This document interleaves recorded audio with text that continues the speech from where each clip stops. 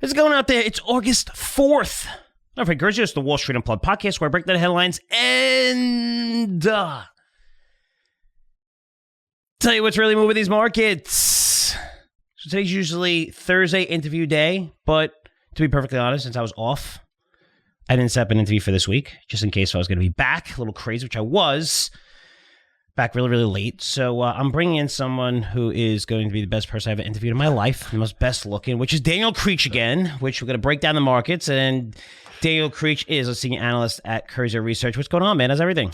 Wonderful. Yeah, I like that intro. Thank you. I couldn't find any other interviewer, so boom, I'll fill the need. No big deal. Fill in, Daniel. Here we go. Yeah, there's no way I was just going to come back and just go through everybody. And again, when I interview someone, you have to realize that I don't just interview them. I don't just say, okay, I want to come on and just ask them questions. Like I really dig into the research behind these people for the past 3-6 months. What they're saying, I'm fascinated. I'm interested in them, especially if they have different opinions than me. So for me, interviewing someone, I really wanted to get in the research and make sure that interview goes well because, I owe that to someone for coming on the podcast. And, when you have limited time, vacation and stuff like that, I'm not just going to throw someone in here and say, hey, and just, I want to make it more timely. I want to educate you. I want to get on a good guest. We got an amazing lineup of guests coming up over the next few months, especially through crypto, which you guys are going to be very, very excited about. Really, really good names. So, we just break into that market, and there's a lot of trust that we've earned and gained, and a lot of respect out there. So it's resulting in a lot of people reaching out to us now in that industry. And but for today, we got Daniel and a lot going on, right? So it was still in the middle of earnings season, right? We're going crazy here. But before we get to that, and a couple of earnings that people are asking me through emails and want to know more about, is what's your take, Daniel, with the Fed here? Because you have some of the Fed governors coming out and they're saying, different things here and there, but it's interesting to see the data come out, and sometimes it comes out a little hot. We saw less PPI, CPI obviously come out hot, scared everybody. But when we're looking at real-time data, you see the numbers. We're seeing what the Fed's doing actually working. But then you'll have a person like Bullard come out, right, Fed governor, and just go crazy a little bit. But we really need to pay attention to these comments and what the Fed's going to do, because they lack the credibility. They were so far behind the curve. They had no idea inflation was coming. They didn't see. They said 2%. They said it was going to be transitory for, now we're on 24 months, but, pretty much 18 months before they actually said, okay, we were wrong, which that's what, get 11 out of 12 down weeks we had in the market. That's what happens when the Fed's on the total wrong side of what's going on and changed its mind. So that's got to be the concern going forward. Are they ahead of it? Are they behind it? What's going on? What are your thoughts about what we're hearing from these Fed governors? This is a tough... Listen, so you got voting members and you got non-voting members. And typically when headlines come across the ticker and tape and screens and things, they always point that out. At least Briefing does, some other things. So you want to take that with... I hate to say this all the time, but you want to take that with a lot of salt. Because to your point, that gentleman came out, James Bullard. Is that who you mentioned first? Because there's a couple here. Yep. Earlier in the week, I think it was on Tuesday, Frank, the market was kind of, the markets have been up and down, but basically every time somebody on the Fed speaks, whether they're voting members or not, they have a lot of influence, and it can move markets. And what caught my eye earlier this week is the Fed should, this is from James Bullard, who is a voting member. Mm-hmm. He said, and this was a couple of days ago, or maybe it was just yesterday, but he said the Fed should get the rates, the Fed funds rate we're talking here, to 3.75 to 4%. Now, the current Fed fund rate, Frank, is 2.25 to 2.5. 2.5, yeah. That is now by the end of the year, I left that out. So needs to get from 2.25 to 2.5 is what they're at now.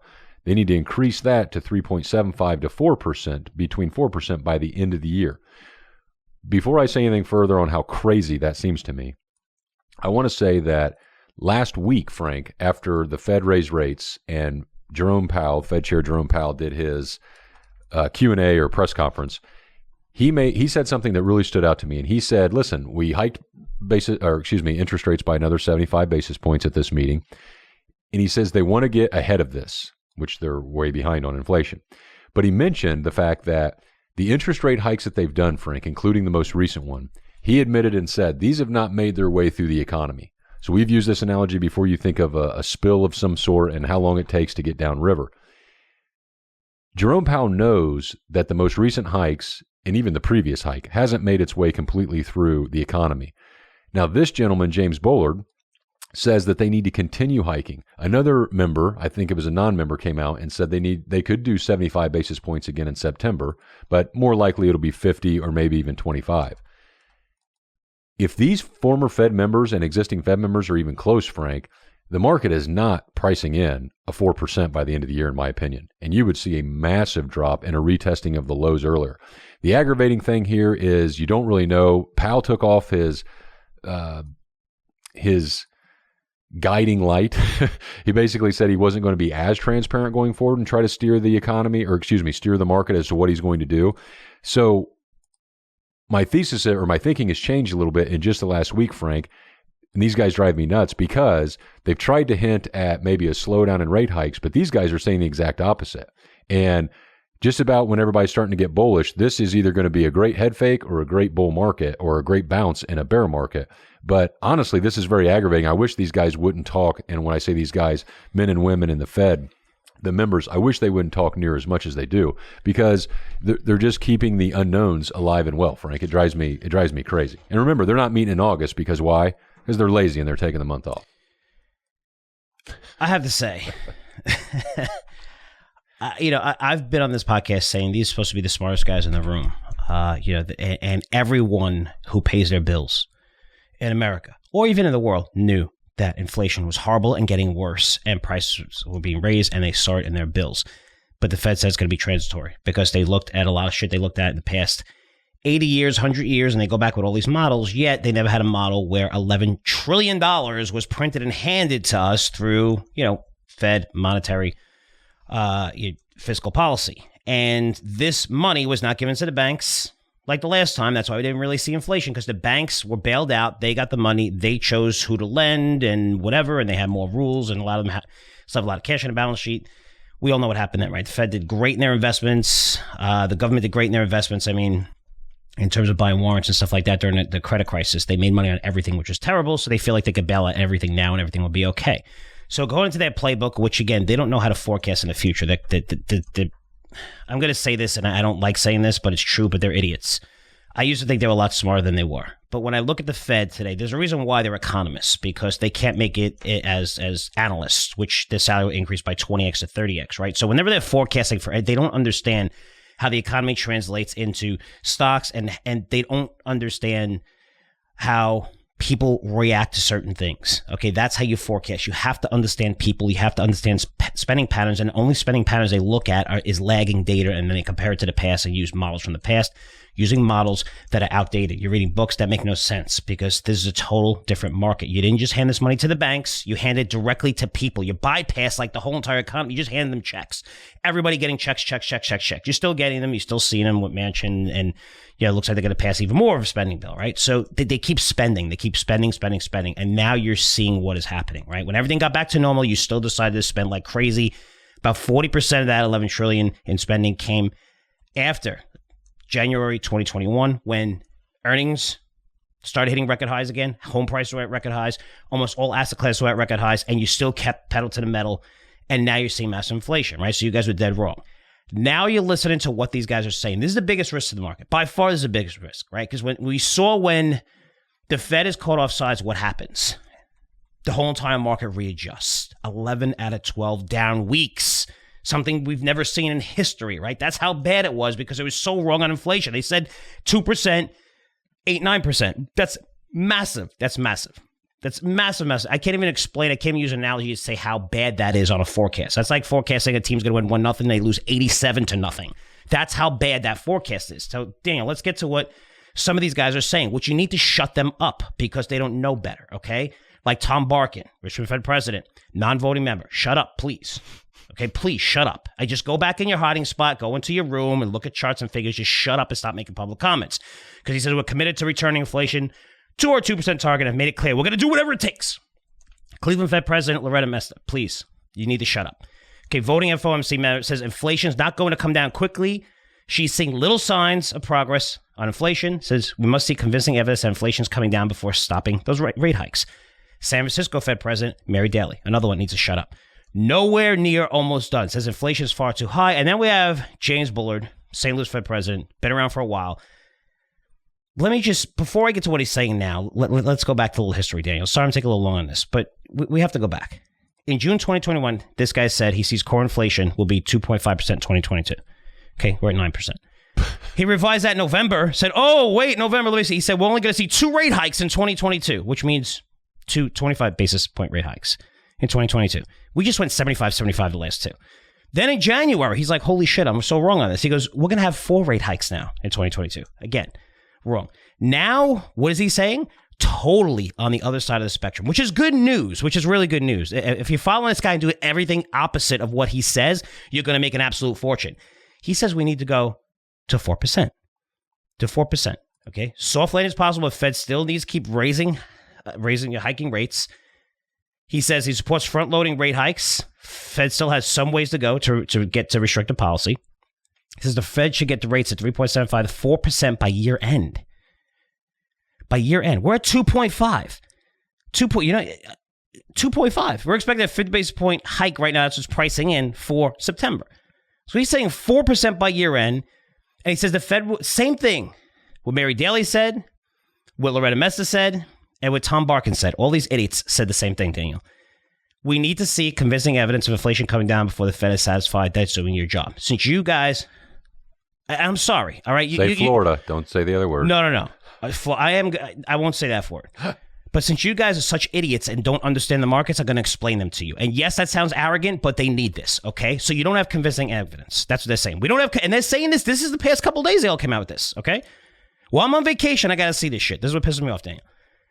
So you need convincing evidence. How about oil down 30%? Gasoline prices down 25%. How about copper prices down 40% from its highs? How about lumber down 50% in 3 months? How about the declines in wheat, fertilizer, and corn that we just said, which we saw? How about retail numbers out of Target, Walmart, Kohl's, Macy's, Bed Bath & Beyond? Almost all those retailers where inventory levels are 35% higher than normal, and they all said it's going to take many months to work off this inventory, which means cheaper prices. Supply chains are easing. We're seeing that across the board. This is data I've been reporting to you that we have access to. For 25 years, people have been following it. I told you why Ford and GM and all the auto manufacturers line out their teeth saying that this is going to end 24 months ago, 18 months ago, 6 months ago. Now you're finally seeing it ease. You're even seeing it for numbers, which we'll cover in a second. So you're seeing the supply chain ease. Why? Because you're seeing demand come down. Demand is cooling. So it's a lot easier. Big decline in used vehicle prices as the last numbers. How about housing? Mortgage demand falling to its lowest level, Dan, since 2000. So what does that mean? Right? Think about that. So fewer people are going to be buying houses, which means they're not going to be buying appliances, paint, lumber, sheetrock, materials, everything that goes into a new house, or even if you're moving. Or what about the consumers, the things that they purchase, like furniture, carpets, paintings, lawnmowers, all this stuff, right? This impacts all of this, but they're not seeing, and I'm quoting here, the Fed needs to see convincing evidence of inflation coming down before the Fed is satisfying that it's doing its job. I can't even talk because I'm so pissed. So that's what they're saying, that they need to see evidence. Like, this isn't evidence. I'm not saying that we're done, but there's evidence showing that what you have right now is obviously working, and it's going to get progressively tougher, the market conditions. And it's working right now at 2.5% interest rates. Then you want to bring them to 4%? And you're admitting that this is a lagging indicator and it takes a while? If you bring them to 4%, we're overvalued by 25% on the S&P 500 if you bring this to 4%. The market's going to come down another 25% from you if you bring it to 4%. You need to go up a half point September. Analyze the data. September is going to be ugly. You're going to see all these numbers coming down tremendously. You're seeing it right now. Okay, you might not see it in food a little bit longer. Yes, we want gasoline prices to come down, but now what are they? 380, 370 here? That I'm seeing 380 I paid last night. So they were $5 here. And it's a big difference. They were $3. They're still high, but you're seeing it slowly go in the right direction. So the moderation is that you're seeing that, right? How about the recent survey CNBC just took with SurveyMonkey, with small business survey? 77% think inflation is still going to rise. 75% say inflation will have a negative impact on their businesses. At 57%, so close to 6% think we're in a recession. All those three things say that small businesses are cutting back spending dramatically, if that's what they really believe. We're seeing tons and tons and tons of evidence. For you to say we still need to see evidence is insane. It means that these guys have no idea what they are doing, Daniel. No idea what they're doing. That's the biggest risk to the market right now. It's The Fed, its rates, and they're going to go way, way too far in this. You're seeing this work. You got to get out there. You're seeing it. If you get out there and get out of your little circles with all your little rich people and all them pulling up in the Ferraris and stuff and your little freaking thing, you got to see Main Street America, middle class America. They're starting to struggle. You're seeing it. They have money to spend. It's not horrible, but you're seeing the decline almost I don't want to say in everything, but you're seeing it hurt so many people out there. You're seeing the declines. You're seeing higher interest rates impact the markets. It's going to get worse at 2.5%. I understand if you bring the 3%, you're talking 3.75, 4%. You absolutely have no clue what's going on, which is evidence based on the track record. So the good news is that Bullard has been wrong almost his whole freaking career. It's great that he was wrong because he was really, really wrong, saying we're not going to need rate hikes. Now he's going crazy and saying the contrarian indicator is James Bullard. Right now, you should be buying stocks because at 4%, he's absolutely out of his mind. And all these Fed governors are absolutely out of their mind. They're not doing their job. They're not seeing what's going on out there, which is sad because their job is to follow their constituents and listen to them. If you listen to them, you would see these stats that I just said, and they haven't. Sorry to go on so long about that. No, I like that. I'm gonna play devil's advocate just 1 second here, because what he's referring to in the sense of we got to see meaningful inflation come down, I believe he's talking about on the readings. So the CPI, the Consumer Price Index, next reading for this month, we're in August now, time flies, for July, comes out August 10th, I believe. That was just a quick search. So that's next week, right? Today's the 4th. All my days run together, Frank. Yep. Anyway, we'll get to see that CPI.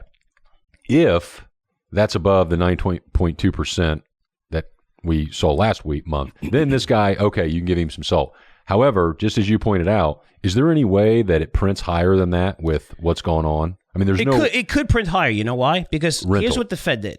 Rent income or rent. Cost, Rentals account for 40% of CPI, and rent is still moving higher. Yeah. Right. So, what the Fed has done over the past 25 years, and I've done research on this, they revise this index so many times to make sure that it almost never shows inflation. Right. Yeah. Right. They revise it so many times with different. It's a totally different method of calculating compared to the 80s with inflation. If you use the same method as inflation as in the 80s, we would be much, much higher than 80s. It would be the highest inflation we've ever seen.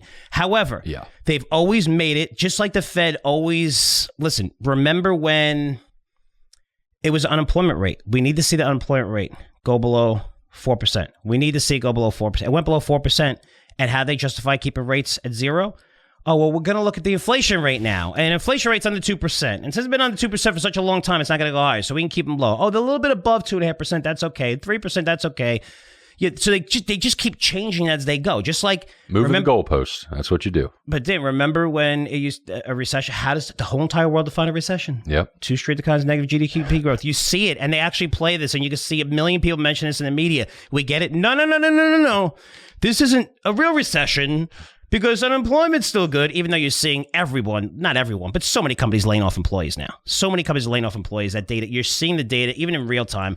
Wait till you see the unemployment data. It's going to be horrible over the next 3-4 months. And when you say that, sorry to interrupt, everybody from like Robinhood exchanges, they're cutting people like crazy, companies to Oracle, to everybody else. Yeah. So Microsoft's slowing. You see Google slowing, Apple slowing, but some of these are actually cutting. But just across the board, you're seeing it. You're seeing it in a lot of industries. So for these guys not to see this and understand the markets from our point of view, when I say our point of view, I'm talking about everyone listening to this, everybody that has a job, everybody that pays their bills. It's kind of a joke. You're seeing prices come down. We need for them to come down. Remember, we need moderation. This way the Fed says, okay, we're going to slow. They're not talking about slowing. They're talking about getting super, super aggressive, even more aggressive. If they really go to 4%, especially by the end of this year, which is insane. If they do, you're going to see the market come down dramatically from here. We have to stop at 3%. At least 3% and analyze the data. If we're seeing inflation pick up after that, which we're going to see in everything that I just mentioned, if you're seeing copper prices take off, lumber prices take off, oil and gas take off, it's different. But as of right now, you're seeing most of these things come down in price, and they're going to continue to come down in price. And not all of a sudden just going to go higher, especially with higher interest rates. So for these guys to be that far out there and not understand this and allow these guys to speak publicly is a joke. We need one guy to speak, Powell. That's it. lock these guys in a closet. Just they go into meetings, nobody cares, seriously, but they're able to move the markets now. But the fact that they get so much press coverage, and again, a lot of these guys, they all have to be popular and me, right? That's the whole social media generation. Me, look at me. So they want to, 10 years ago, no one knew any of the Fed. Now you know every one of them because they're all talking out and speaking at conferences and saying what they think, and it's totally different from what Powell is saying sometimes. So, just keep these guys locked up in a closet, put a muzzle on them because they have absolutely no clue what they're talking about. We've seen that for many, many years, these guys. But this just frustrates the hell out of me. I didn't want to go that long on this, but man, come on, we are seeing some signs, but CPI, if you look at the CPI data with rent accounting for 40%, yes, going to be high. But if you're looking at almost all the other components. Exactly. I mean, that's what's important, right? That's real America. Mark your calendars, people. August 10th will be interesting. Yeah, it will be interesting to see, and hopefully they're not using that because there's just so many gauges showing that moderation. And again, these are all facts I'm saying. I'm not just like, this is opinion. These are all numbers that I track that, it's telling, we were saying inflation is going to go through the roof. The Fed's budget aides have no idea what they're talking about. We've been saying this for 24 months, 18 months. So we even adjusted our portfolios to say, wow, there's a fundamental difference in November. This is a massive change. And the Fed's not going to be there for you anymore. We even lightened up on some of our positions. Granted, we've had losers and we've been wrong, Daniel, right? So we always say we're wrong. But with this, just being able to see this come and where we are right now as inflation is moderating and the Fed just they want to go even further. It just shows how out of touch they are with America, and it's very, very sad because you're about to really destroy our economy if you go into 4%. They have no idea what that's going. For you to even say that number, you're out of your fucking mind to say that. Sorry, you're out of your mind to say 4% by the end of the year. You are out of your mind. You've probably been on vacation for 5 months and just came back and have no idea what's going on, and maybe looked at a CPI reading. For you to say 4% right now, and you're supposed to be one of the smartest people in the room, you're absolutely out of your mind. We can't go to 4% with the current data of what we're seeing. Maybe we have to go to 4% if we see gasoline prices go to $5, $6, if we see oil prices go to $150 again, if we see fertilizer prices and food prices. That's different. The data right now suggests we should be no higher than 3%. And hopefully the Fed does its job, because if they do, this is a soft landing. Maybe we come back and test the lows a little bit here and there, but you're going to see some buying come back into this market finally if they get this just halfway right. 4% is 0% right. 0% right. 0%. Oh, that's awesome. Well, we'll 0%. See, because like I said, we got the August 10th number, and then the meeting in September. Depending on that data, they'll see about a 50 basis point or whatever. I'm with you. I just think if they get to 4 by the end of the year, or even Powell hints at that, I think you're right. I mean, stocks are going to go way down. Longer term, and the permeable in me, which I hate using that term, is, hey, that'll do a lot for opportunities. That'll bring a lot of good quality stocks down, like we've talked about earlier this week. However, that's why it's okay to have some cash on the sidelines and be nimble, because you have to deal. This is the risk, like you said. And investors, you got to pay attention to this. I mean, leave it to us. Don't go crazy. We can laugh about it and go crazy here and rant. That helps. But yeah, it's just something we have to pay attention to, unfortunately. Yeah, and I do want to break down some earnings here as we got like 7, 8 minutes left. Let's start with Ford. Sorry, a little rant there, but Ford, I'm back. So I feel like I got to rant a little bit, just seeing some of this stuff. But Ford reported very strong sales for July. Good for them. The stock had been negative on. The fact that they came out, Ford actually came out and said that we're spending $50 billion on our initiatives in EV, and we can't make money on EVs right now. I thought that was very interesting. I'm spending $50 billion, but we can't make money on the product that we're building, at least for now.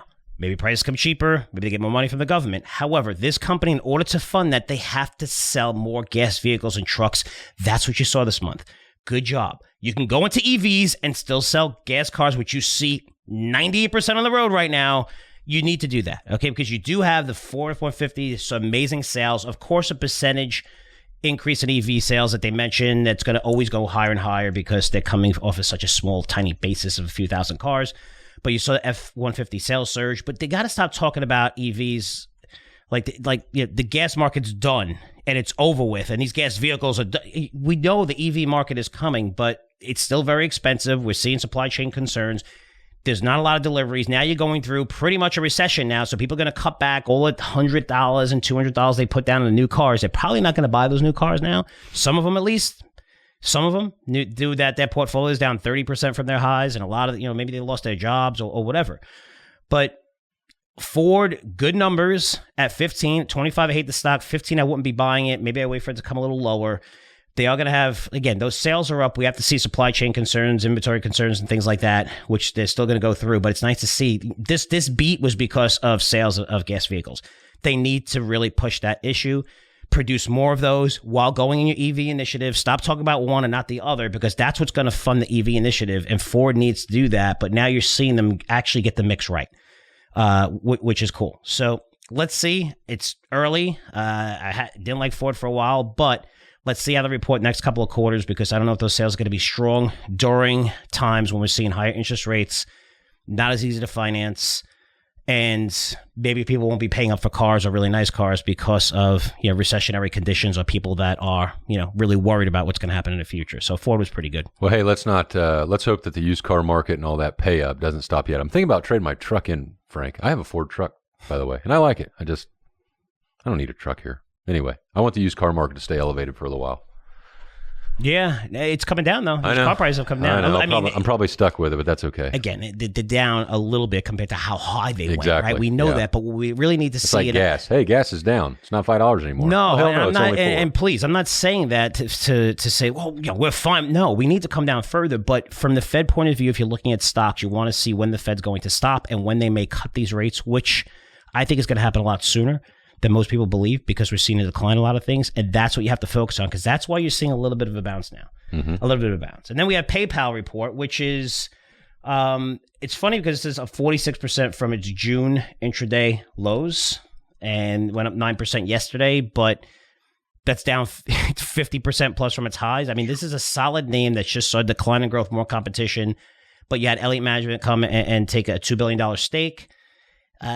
Look, they lowered their revenue outlook. It's still $27 billion. They announced a $15 billion buyback, but PayPal, I mean, looks like it should form a bottom. I don't see it falling to those levels where it was, where everybody got out, but that's where we are in some stocks, where everybody's out.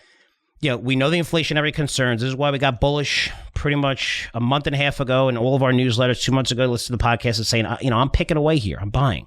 I'm aggressively buying here. And the market came down a little bit after I said that and after we said that, but just the levels that some of these stocks are trading, even in biotech, trading at cash levels with good biotech names, not phase 1, phase 2, companies that have generating revenue off their products. There's just so many names that looked attractive if you have a 12 to 24 month outlook. Again, if you like stocks and these things are down, you're getting a chance to buy some of these names down 30, 40%, that much of a discount. And some of those outlooks, declined a little bit, but not that much. And now you're seeing even a company like PayPal at 50% from its highs, which is pretty cool. Yeah, I don't follow PayPal a whole lot. I've never used it. I am interested in this, and this is going to be risky, Frank, and you can get me back into shape here, because seeing a stock like, am I worried about PayPal going to zero? No. I think the business has got sticky customers. It moves a lot of volume. That's all good. When a stock like that you're not worried about going under drops 50%, something should go off and you should at least be interested or looking at it. B, and this is the risky part and the young analyst in me here, Frank, Elliott Management is one of the most successful, cutthroat, amazing hedge funds ever. And one of the differences between them and a lot of other people is they are successful globally. It's one thing, and I don't mean this in a negative sense, I know this sounds like a know-it-all, it's one thing to be a successful hedge fund manager at home. When you can do that in America or Europe or anywhere else, that's impressive to me. The risky part of this, Frank, you can yell at me and just don't fire me.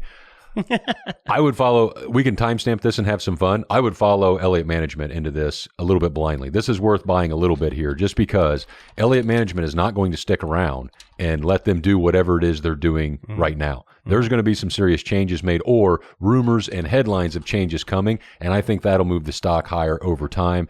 Of course, if they liquidate or get upset, but what was it? It was a $2 billion stake in the company. I don't know how that gets them into inside ownership, but just another fun fact, a lot of companies ought to be paying attention and figuring out, hey, we want our share structure tight enough to where somebody just can't come in when we drop like this for market conditions and kick us out and everything. But Elliott Management doesn't give a flying Florida about anybody at PayPal, and they will replace everybody. That's kind of like I think Elliott Management like Charles Barkley.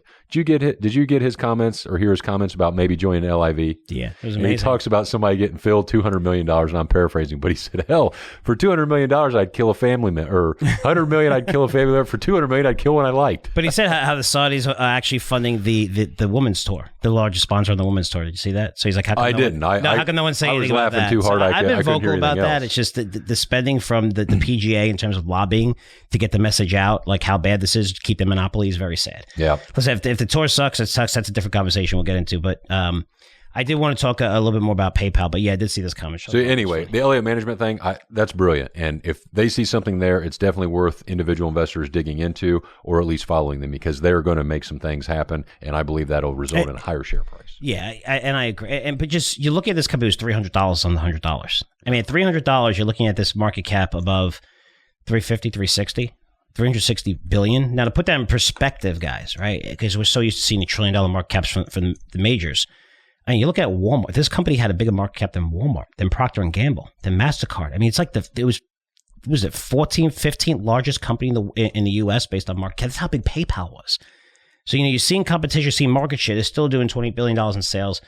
But just to show you how big this company is and how much it pulled back, yeah, they still have big market share, but it's nice to see Elliott Management in there. Right? These guys are activist investors and keep them on their toes. And they probably welcome the news because the stock was just getting hammered every single way. I've seen so many value and growth people jump into this thing all the way at 300 to 250, 200, 150. I mean, this thing, what was the low here? Went from 300 to 67. So it's $70.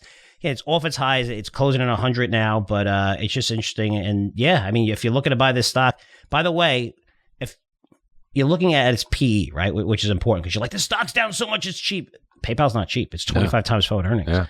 So that's why you're seeing technology stocks still get crushed. Where people are like, wow, they're down so much. How come they get down to a level where AMD at 18, 19 might make sense. They get down to where Google, you look at Apple, under 20 times forward earnings makes sense with their growth. But the days of 30, 40 times forward earnings, I mean, the snowflakes and things like that, and 60, 70 times forward earnings, I mean, those days are over. Those days are going to be over for a while with higher interest rates. So it's you got to find growth, but not to the point where a lot of these stocks, if you're sitting on something trading at 40 times forward earnings, look out. Because all they have to do is barely beat those estimates. That's even if they have to blow away the estimates. If they meet those estimates, that stock's falling 20, 30%. We're seeing that right now. It went Snap. How do you pronounce? Is it Pinterest or Pinterest, whatever it was? But I mean, that stock got murdered before. Again, Elliott Management, I think, took a stake in that one too, and it had a good quarter finally. But a lot of these names have gotten absolutely annihilated. And one name I wanted to mention is SoFi. SoFi is one of the Chamath products that he made a fortune on during the SPAC boom. Credit to him. You could pat him on the back and say that's great, he's brilliant, or you could say he's a little fucked up because he wrecked every individual investor, retail investor's promise, just like he did with Virgin Galactic with his SPAC, merged with Richard Branson, say, oh, we're all going to space and everything's great. And again, you destroyed all these poor people that went in it, which is fine. You made the money and that's capitalism. That's fine. SoFi is a good example. This stock went from 25 to 4.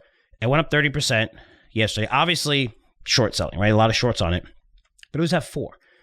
I want to explain this to you because you're looking for ideas. A good idea is to look for some of these SPACs and some of these companies that IPO'd during the boom before November, pre-November 2021.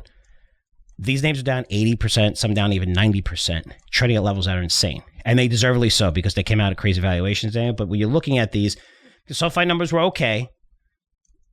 But in May 21, with the SPAC, they raised $2.5 billion in cash with the SPAC. Put them at an $8.5 billion valuation. The valuation before the 30% move was below $5 billion. So a lot of these names have a ton of cash on their balance sheets. Yes, growth is slow, but these guys are growing 40, 50%, 70%. Now they're growing 15, 20%, which is still 2-3 times the market. Now they're down 85%, 90%. They're getting lean. They're cutting their costs. They're cutting employees, sitting on this massive cash balance. And they come to these levels where it makes a lot of sense to buy some of these names. Start looking. It's the easiest way to probably capture 50% in a couple of weeks. I'm not going to say there's little downside because there's downside to everything, but a lot of these names are priced in down 80% plus because they came out at ridiculous valuations, which is their job to do because retail, we just buy anything, right? You need the retail market out there to buy all the shit. Otherwise, SPACs don't work. The reason why they didn't work, now they came back because they were able to sell to retail investors, right? And get everyone in early and sell it to retail investors so they get wrecked. That's a SPAC model. But, you're looking at SoFi with their technology where the younger audience, millennials are 40 years old, guys. These are millennials now. Hey, this is a massive market. They have financial products, provide a little bit more interest, which is usually red flag, probably the reason why it came down a little bit. Personal loans, credit cards, all these banking services through mobile apps and desktop interfaces and things like that. So just online digital, this is a name that's taking market share away from PayPal. So you look at some of these names, they are good companies. They just came out at stupid valuations because they were able to sell those valuations. And a lot of these guys who are in these stocks were able to sell 2, 3, 4 months later. That's the lockup periods for SPACs. They're already publicly traded vehicles. Remember, for private companies, guys, the liquidity period of a private company is 7 to 10 years. So liquidity period means the time you're able to either sell through an IPO or if it gets taken over, 7 to 10 years. If you get to that point, a lot of small caps don't. With SPACs, early public traded vehicles, these guys can sell in 4 months, get out and get into the next situation, which Chamath did in 3, 4, 5 of these things and made a fortune. Now, again, you might be able to pick up the pieces here because these are names that are good companies. Now they're trading much cheaper valuations, down tremendously off their highs. But SoFi was an $18 billion company in October 2021. It is what? It's $6 billion now. And it was, they have $2.5 billion in cash that they raised. And this is a company that's going to be lean going in. Start looking at these names. I know they're crappy. They're down tremendously. Have a fresh eyes on them. Forget about the past, what happened. You could see, but you're going to see these companies have a ton of cash. They're lean and they're still growing faster than the market, what makes them strong buys. Once the Fed says, hey, you know what, we're slowing down, which I think they're going to say in September. And they kind of hinted a little bit at this current meeting saying, okay, what we're seeing is working. Forget Bullish and the other idiots, what we just talked about. But we could see that. I was just interested to bring that up with SoFi up so much. A lot of that is short covering, but it's nice to see that move because a lot of those names we're looking at right now might make their way into our aggressive portfolios. And to your point, you want to see some results trending in the right direction after getting smacked like that or wrecked. And to your point, the couple numbers that get my attention to dig further into this, and it would have been a great trade going in, and individual investors, pay attention, especially during the volatile times in earnings season. Hell, pay attention to the high short interest. We talked about Camping World the other day, et cetera. But for SoFi, adjusted earnings before interest, taxes, and depreciation, in 2019, Frank, the actual result was a negative 148 million, okay? 2020, it was a negative 45. 2021, it went positive to 30. Now they're projecting for 2022 to be between 105 and 109 million. That's a little bit of an increase. My point is that the stock price is uncontrolled by the managers. Okay, you can't dictate what the market's going to do. However, when your stock gets hit, you have a strong balance sheet, you have a lot of cash, like you mentioned, and your results, are actually trending in the right direction. That's at least reason to dig further into and set up for a good opportunity to go long. Yeah, and when I'm looking at these technology companies too, even Roblox, another one, went down from 140 to 20. This is a name that generates $2 billion in sales. Just millions of users. You see a lot of the companies go to these guys to build a metaverse around, even though it's not truly an open metaverse through Roblox. But they have the technology. And by the way, Roblox wants to become more open, which is cool. I don't think that's going to be capable for Fortnite. Those guys said it. The Epic guys said it as well. The CEO, we're trying to get an interview with him as well. Because the excitement around the metaverse for him is just incredible. But he wants it to be open and not closed, meaning that all the profits don't funnel into your company. You're giving developers free access to create whatever they want to create, and you just see this enormous growth, right? You're unleashing creativity and innovation. But when you look at some of these names where they go down to 5 times sales, 6 times sales when they're trading 30, 40, 50 times sales, now you're talking about companies that really make sense here. A lot of technology companies are starting to come down to levels that make sense, but you have to be careful because some are still expensive. But I would definitely look at the SoFis. I would look at some of these names that came out in the SPAC. Through SPACs, pretty much through 2021, almost all through 2021 into November and December before the Fed did that about face. And you're going to see these names down 70, 80%, but their balance sheets are much, much stronger.